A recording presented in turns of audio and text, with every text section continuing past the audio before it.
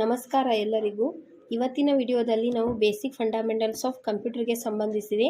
ನೀವು ಅನ್ಕೋತಿರ್ಬೋದು, ಈಗ ನಾವು ಮೈಕ್ರೋಸಾಫ್ಟ್ನ ಕಲಿತಾ ಇದ್ದೀವಿ, ಮತ್ತೆ ಯಾಕೆ ನಾವು ಬೇಸಿಕ್ ಫಂಡಮೆಂಟಲ್ಸ್ ಆಫ್ ಕಂಪ್ಯೂಟರ್ನ ಕಲಿಬೇಕು ಅಂತ ಹೇಳಿಬಿಟ್ಟು. ಯಾಕೆ ಅಂದರೆ ನಾವು ಎಷ್ಟೇ ಕಲಿತ್ರೂ ಕೂಡ ಬೇಸಿಕ್ ಸಣ್ಣ ವಿಷಯವನ್ನು ನಾವು ನೆಗ್ಲೆಕ್ಟ್ ಮಾಡ್ತೀವಿ. ಸೊ ಫಸ್ಟ್ ನಾವು ಬಿಲ್ಡಿಂಗ್ ಕಟ್ಟಬೇಕಾದ್ರೆ ಪಾಯ ಎಷ್ಟು ಇಂಪಾರ್ಟೆಂಟ್ ಅಲ್ವಾ, ಹಾಗೆ ಕೂಡ ಫಂಡಮೆಂಟಲ್ಸ್ನು ಅದೇ ರೀತಿ. ಸೊ ಫಂಡಮೆಂಟಲ್ಸ್ ಅನ್ನೋದು ತುಂಬ ಇಂಪಾರ್ಟೆಂಟ್ ಟಾಪಿಕ್. ಬೇಸಿಕ್ ನಮ್ಮದು ಸ್ಟ್ರಾಂಗ್ ಇತ್ತು ಅಂದರೆ ಎಷ್ಟೇ ಅಡ್ವಾನ್ಸ್ಡ್ ನಾವು ಸಬ್ಜೆಕ್ಟ್ಸ್ ಇದ್ರೂ ಈಸಿಯಾಗಿ ಗ್ರಾಸ್ ಮಾಡ್ಕೋಬೋದು. ಸೊ ಇದಕ್ಕೆ ಸಂಬಂಧಿಸಿದಂತೆ ನಾನು ಡೈಲಿ ಕ್ವಿಜ್ ಕೊಡಬೇಕು ಅಂದ್ಕೊಂಡಿದ್ದೀನಿ. ಇಂಟ್ರೆಸ್ಟೆಡ್ ಕ್ಯಾಂಡಿಡೇಟ್ಸ್ ಯಾರಾದರೂ ಇದ್ದರೆ ನನ್ನ ಟೆಲಿಗ್ರಾಮ್ ಚಾನಲನ್ನು ನೀವು ಜಾಯ್ನ್ ಆಗ್ಬೋದು. ಸೊ ಜಾಯ್ನ್ ಆಗಿ ನೀವು ಕ್ವಿಝನ್ನು ಅಟೆಂಡ್ ಮಾಡ್ಬೋದು, ನಿಮ್ಮ ನಾಲೆಜನ್ನು ಗೇನ್ ಮಾಡ್ಕೋಬೋದು. ಸೊ ಈ ವಿಡಿಯೋ ನಿಮಗೆ ಇಷ್ಟ ಆಗಿದ್ರೆ ಲೈಕ್ ಮಾಡಿ, ಶೇರ್ ಮಾಡಿ ಆ್ಯಂಡ್ ಕಮೆಂಟ್ ಮಾಡಿ. Let's starts the video. Question number 1. What is called as the main folder on a storage device? Option A, platform. Option B, interface. Option C, root directory. Option D, home page. So question ಏನಿದೆ ಅಂದರೆ, ನಿಮ್ಮದು storage device main ಫೋಲ್ಡರ್ಗೆ ನೀವು ಏನಂತೀರಿ ಅಂತ ಹೇಳಿ. So ಒಂದು ಸಲ ಕ್ಲಿಯರಾಗಿ ಕ್ವಶನ್ ಓದ್ಕೊಳ್ಳಿ. Main folder on a storage device. So folder ಅಂತ ಹೇಳಿ ಬೈ ಡಿಫಾಲ್ಟ್ನೇ ಇದೆ. ಸೊ ಆಪ್ಷನ್ ಏನಿದೆ, platform, interface, root directory, home page. So ಇದರಲ್ಲಿ ಕರೆಕ್ಟ್ ಆನ್ಸರ್ ಬಂದುಬಿಟ್ಟು root directory is a correct answer. ಇದು CMD ಫಾರ್ಮೆಟಲ್ಲಿ ಬರುತ್ತೆ. ಅಂದರೆ CMD ಅಂದರೆ ಕಮ್ಯಾಂಡ್ ಪ್ರಾಂಪ್ಟ್. ಡಿಸ್ಕ್ ಆಪ್ರೇಟಿಂಗ್ ಸಿಸ್ಟಮಲ್ಲಿ ನಾವು ಡೈರೆಕ್ಟರಿ ಅಂತ ಹೇಳ್ತೀವಿ. ಇನ್ಸ್ಟೆಡ್ ಆಫ್ ಫೋಲ್ಡರ್ ನಾವು ಏನಂತೀವಿ ಅಂದರೆ ಡೈರೆಕ್ಟರಿ ಅಂತೀವಿ. So the correct answer is root directory. Next question ಅಂದರೆ second question. RAM is dash and dash. Option A, volatile temporary. Option B, non volatile permanent. Option C, non volatile temporary. Option D, volatile permanent. So question ಏನಿದೆ ಅಂದರೆ, RAM is dash and dash. So ಇದರಲ್ಲಿ options ನೋಡಿದರೆ main focus ಮಾಡೋದು ನಾವು volatile ಮತ್ತು ನಾನ್ volatile. So volatile ಅಂದರೆ ಏನು, ನಾನ್ volatile ಅಂದರೆ ಏನು, ಫಸ್ಟ್ ನಮಗೆ ಗೊತ್ತಿರಬೇಕು. ಸೊ ವೋಲಟೈಲ್ ಅಂದರೆ ಏನು ಅಂದರೆ ಟೆಂಪ್ರರಿ ಮೆಮೊರಿ ಇದ್ದಂಗೆ, ಅಂದರೆ ಟೆಂಪ್ರರಿ ಸ್ಟೋರ್ ಮಾಡ್ಕೊಳ್ಳುತ್ತೆ, ನಾಟ್ ಅ ಪರ್ಮನೆಂಟ್. ವೋಲಟೈಲ್ ಅಂದರೆ temporary storage device. Non volatile ಅಂದರೆ permanent storage device. So random access memory ಅಂದರೆ ನಮ್ಮದು ಟೆಂಪ್ರರಿ ಸ್ಟೋರ್ ಮಾಡ್ಕೊಳ್ಳೋಂಥ ಡಿವೈಸ್. ಸೊ ಇದರಲ್ಲಿ ಕರೆಕ್ಟ್ ಆನ್ಸರ್ ಯಾವುದಾಗುತ್ತೆ ಅಂದರೆ ವೋಲಟೈಲ್. ಸೊ ವೋಲಟೈಲಲ್ಲೇ ಮತ್ತೆ ಸೆಕೆಂಡ್ ಅಂದರೆ ಎರಡು ಆಪ್ಷನ್ಸ್ ಇದೆ, volatile temporary, volatile permanent. Volatile ಅಂದರೆ ಏನು, temporary storage device. So option A is the correct answer, volatile and temporary. Next question. Which is not an item of hardware? Option A, an MP3 file. Option B, a keyboard. Option C, a monitor.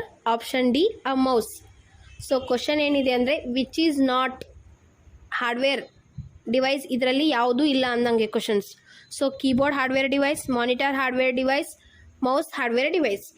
So MP3 ಅನ್ನೋ file ಅನ್ನೋದು software device ಆಗುತ್ತೆ. Hardware ಅಂದರೆ ಏನು ರೀ, which we can touch and feel the component, that is called as hardware. So ಸಾಫ್ಟ್ವೇರಲ್ಲಿ ಇದರಲ್ಲಿ ಕರೆಕ್ಟಾಗಿ ಬರೋದು ಯಾವುದು ಅಂದರೆ MP3 ಫೈಲ್. ಸೊ ಕ್ವಶನ್ ಏನಿದೆ, ಹಾರ್ಡ್ವೇರ್ ಫೈಲ್ ಯಾವುದೂ ಇಲ್ಲ ಅಂತಿದೆ. So correct answer is an MP3 file. Next question. The box that contains the central electronic components of the computer is the dash.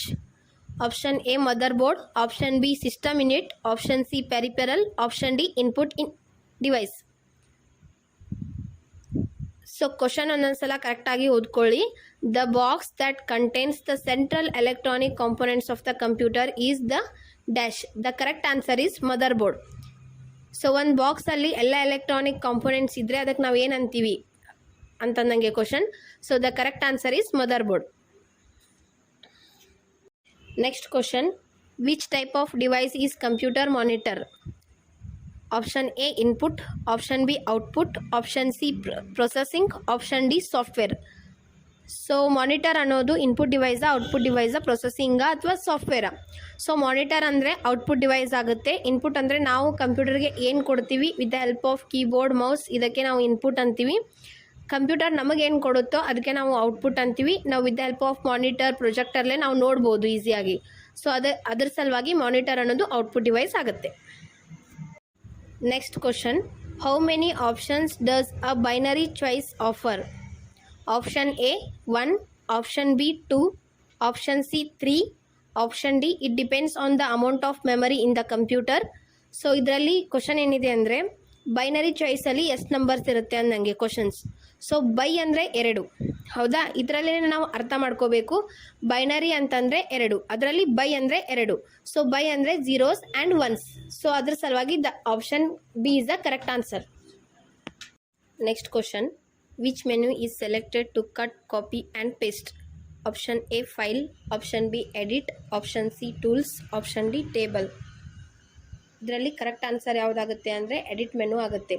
ಯಾಕೆ ಅಂದರೆ ಫೈಲ್ ಮೆನುವಲ್ಲಿ ನಾವು new, open, save as, print, exit ಆಪ್ಷನ್ಸನ್ನು ನೋಡಿರ್ತೀವಿ. So cut, copy, paste major commands ಇರುತ್ತೆ. So ಅದೆಲ್ಲನೂ ಇರೋದು edit ಮೆನುವಲ್ಲೇ. Next question, dash storage device inside the computer is? Option A CD-ROM, option B zip disk, option D super disk, option D hard disk. So the correct answer is hard disk. ಏನೇನು option ಕೊಟ್ಟಿದ್ದಾರೆ ಇದೆಲ್ಲನೂ type of storage ಡಿವೈಸ್ನೇ ಬರುತ್ತೆ. But inside the computer ಅಂತ particular ಬಂದರೆ hard disk is the correct answer. So ಎಲ್ಲದ್ರದ್ದು abbreviations ಅಂತ ಒಂದು ವಿಡಿಯೋ ಮಾಡಿದ್ದೀನಿ. ಸೊ ಒಂದ್ಸಲ ಹೋಗಿ ವಿಡಿಯೋ ಬೇಕಿದ್ರೆ ಚೆಕ್ ಮಾಡ್ಕೊಳ್ಳಿ, ಚಾನಲಲ್ಲಿದೆ. ಒಂದೊಂದು ಸಲ ನಾವು ಅಬ್ರಿವೇಷನ್ಸನ್ನು ಕೇಳಿರ್ತಾರೆ, CD-ROM ಈ ರೀತಿ. ಸೊ ಒಂದ್ಸಲ ನೋಡ್ಕೊಳ್ಳಿ. ಬಟ್ ಇನ್ಸೈಡ್ ದ ಕಂಪ್ಯೂಟರ್ ಅಂತ ಬಂದರೆ hard disk is the correct answer. Next question, the dash indicates how much data a particular storage medium can hold. Option A access, option B capacity, option C memory, option D storage. The correct answer is capacity. Capacity ಮೇಲೆ ನಾವು ಒಂದು storage ಡಿವೈಸನ್ನು ತಗೋತೀವಿ ಅಥವಾ purchase ಮಾಡೋದು capacity ಮೇಲೆ. So ಕ್ವಶನ್ಗೆ ಕರೆಕ್ಟಾಗಿ ಓದ್ಕೊಂಡು ಆನ್ಸರನ್ನು ಚೂಸ್ ಮಾಡಿ. The correct answer is capacity. Next question, if you are going to a site you as often, instead of having to type in the address every time, you should dash.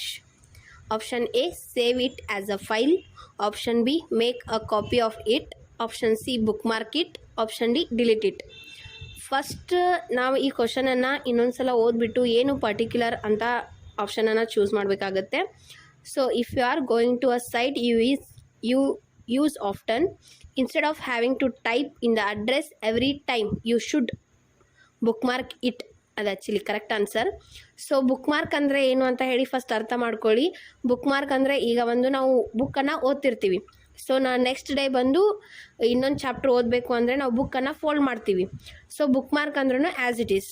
So ಎಲ್ಲಿ ನಾವು ಕರೆಕ್ಟಾಗಿ next day ಓದಬೇಕಾಗಿರುತ್ತಲ್ಲ ಅಲ್ಲಿ ನಾವು cursor ಇಟ್ಟು bookmark ಮಾಡಿದರೆ, starting of the line ಇಟ್ಟು ಆ particular ವರ್ಡನ್ನು ನಾವು ಸರ್ಚ್ ಮಾಡಿದರೆ ಅದೇ ಲೈನಿಗೆ ನಮಗೆ ಕರ್ಕೊಂಡು ಹೋಗುತ್ತೆ. That is the use of bookmark. So ಕ್ವಶನ್ನು ಅದೇ ಇದೆ. So the correct answer is bookmark it. Thank you so much for watching this video. ಈ ವಿಡಿಯೋನ ಕೊನೆವರೆಗೂ ನೋಡಿದ್ದಕ್ಕೆ ಎಲ್ಲರಿಗೂ ಧನ್ಯವಾದಗಳು. ಇಂಟ್ರೆಸ್ಟೆಡ್ ಯಾರ್ಯಾರು ಇದ್ದೀರಾ, ಇಲ್ಲ ನಮ್ಮದು ಕಂಪ್ಯೂಟರ್ ನಾಲೆಜ್ ಇನ್ನೂ ಜಾಸ್ತಿ ಮಾಡ್ಕೋಬೇಕು ನಮಗೆ ನಾಲೆಜ್ ಅಂತಂದರೆ ಇಂಟ್ರೆಸ್ಟೆಡ್ ಇದ್ದವರು ಟೆಲಿಗ್ರಾಮ್ ಚಾನಲ್ನ ಜಾಯ್ನ್ ಆಗಿ. ಡಿಸ್ಕ್ರಿಪ್ಷನಲ್ಲಿ ಟೆಲಿಗ್ರಾಮ್ ಚಾನಲ್ನ ಲಿಂಕ್ ಇದೆ. ಸೊ ಡೈಲಿ ಕ್ವಿಜ್ನ ಅಟೆಂಡ್ ಮಾಡಿ ನಿಮ್ಮ ನಾಲೆಜ್ನ ಬಿಲ್ಡ್ ಮಾಡ್ಕೊಳ್ಳಿ.